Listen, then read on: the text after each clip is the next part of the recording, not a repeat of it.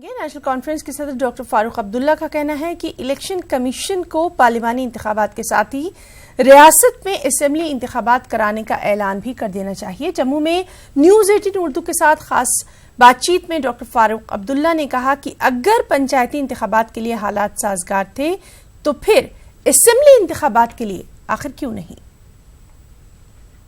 2 दिन के दौरे पर जम्मू कश्मीर में आया, पहले कश्मीर में और फिर जम्मू में उन्होंने अलग अलग पार्टियों के लीडर से मुलाकात की।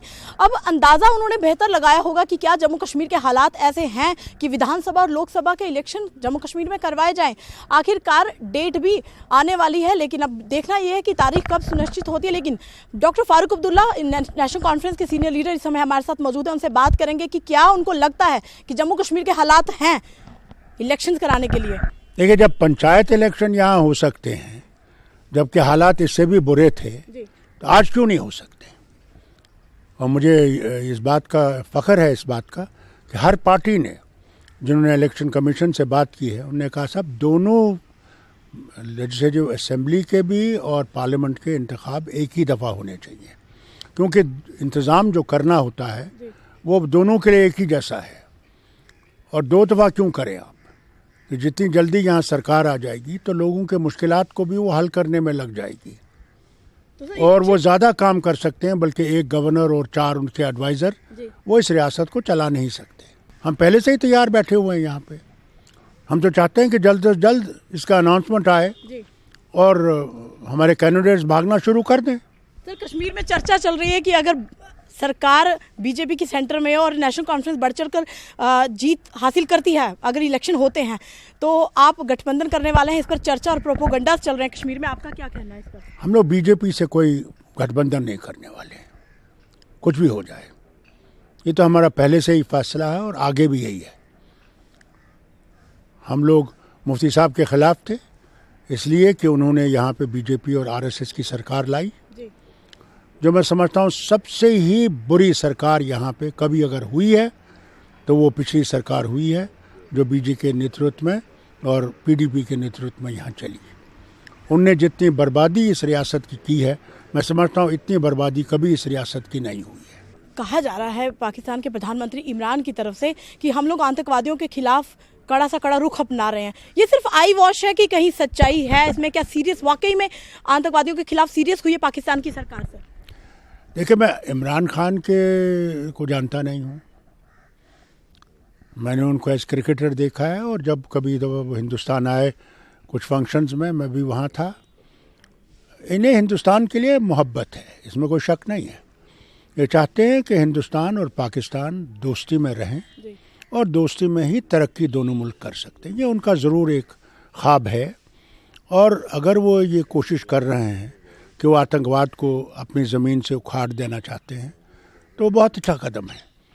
तो मैं उम्मीद करूंगा कि इमरान खान साहब जो कह रहे हैं, हमें खुशी है कि वो इस पे कदम उठाएंगे और अल्लाह करे कि वो इसमें कामयाब हो जाए। फारूक साहब, एक निंदनीय घटना को अंजाम दिया गया जम्मू में।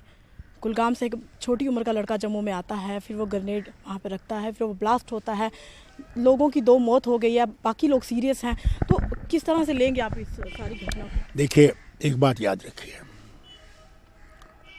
ये एक सिंगल इंसिडेंट नहीं है। अभी आपने देखा नहीं, यहाँ के जो कट्टरपंथी हैं उनको आप भूल जाते हैं। उन्होंने किस तरह गुज्जर नगर पे हमला करने की कोशिश की, किस तरह मुसलमानों को मारने की कोशिश की, वो नहीं किसी को दिखता। या जिस तरह लखनऊ में 2 उनको मारा गया, हमारे बच्चों को स्कूलों और कॉलेज में जो मुल्क में पढ़ते हैं उन पे हमले किए गए। तो एक चीज़ तो बढ़ रही है, ये जो सोच बढ़ रही है कि हिंदू अलग है और मुसलमान अलग है, इसका असर कश्मीर पे भी पड़ रहा है, हमारे जवान पे पड़ रहा है। ये कि हिंदुस्तान हमारा मुल्क नहीं है, हम यहाँ सेफ नहीं रह सकते। इस चीज़ को बदलाने के लिए हर हिंदुस्तानी ने काम करना है। जहाँ मैं काम कर रहा हूँ वहाँ सब ने काम करना है कि ये जो एक रास्ता बन रहा है कि हिंदू अलग है और मुसलमान अलग है, ये हिंदुस्तान को खा जाएगा।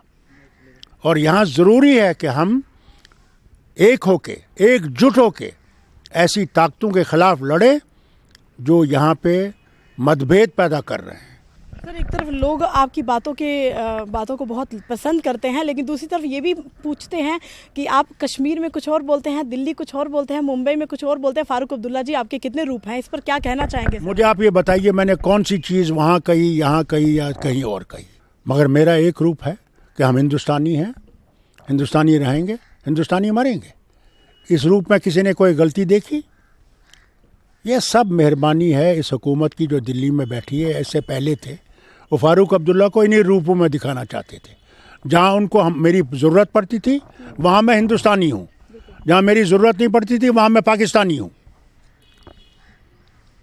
अब बताइए, उसमें मेरा कसूर है या इनका कसूर है जो दिल्ली में राज करते हैं? जम्मू में 2 दिवसीय दौरे के बाद अभी डिसीजन आना बाकी है कि इलेक्शन की तारीख कब तय होगी। विधानसभा लोकसभा के इलेक्शन क्या इकट्ठे किए जाएंगे? और डॉक्टर फारूक अब्दुल्ला ने कहा कि अगर बेहतरीन मतों से, भारी मतों से जीत अगर जम्मू कश्मीर में नेशनल कॉन्फ्रेंस की होती है तो सवाल ही नहीं उठता कि वो बीजेपी के साथ कोई गठबंधन करेंगे। वीडियो जर्नलिस्ट चांद के साथ कोमल सिंह, नेटवर्क 18 जम्मू।